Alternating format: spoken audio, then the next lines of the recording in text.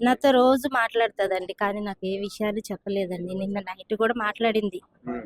కానీ నాకు "అన్నయ్య ఏసీ కొనుక్కున్నాడమ్మా" అంటే, "కొనుక్కోని అమ్మ, కొనుక్కుంటే మంచిదే గదా! వాడు మనన్నయ్యే గదా!" అని చెప్పాను గానీ, ఏ ఒక్క విషయం చెప్పలేదండి. బానే మాట్లాడింది. చక్కగే ఉంది. "నీ ఆరోగ్యం జాగ్రత్త" అని జెప్పింది. హ్మ్. మా బాబు చెప్పాడు, "ఇట్లా ఇట్లా అమ్మా అతనికి ఇల్లు గావాలంట, ఆస్తి గావాలంట. అవి అయితేనే మరి చేసుకుంటానంటున్నాడట అమ్మ" అననేసి మా బాబు చెప్తేనే తెలిసిందండి. ఇంట్లోనే ఉంటుంది. కానీ వాళ్ళిద్దరూ బయట ఎక్కడ కలుసుకుంటున్నారో తెలీదు. మా బాబు, పాప ఒక దగ్గరే ఉంటున్నారు. ఒక ఇంట్లోనే విడివిడిగా ఉంటున్నారు. వెళ్ళి ఏంటి ఇది అనని మా పాపని అడిగితే, వాళ్ళకేం లేదు. ఇదంతా డబ్బు కోసం, ఆస్తి కోసమే చేస్తున్నాడమ్మా. అతనికంటూ ఏమీ లేదు.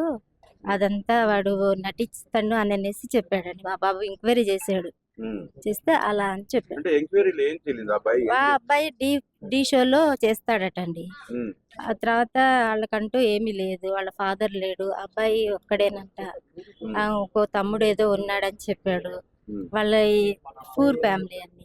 ఈ హ్మ్. అబ్బాయి చేసిందంట ఏంటంటే, ఈ ఆస్తి కోసం వాళ్ళ నాన్నగారు దిగిపోతే సింగరేణి డబ్బుల కోసమే లవ్ చేసాడంట.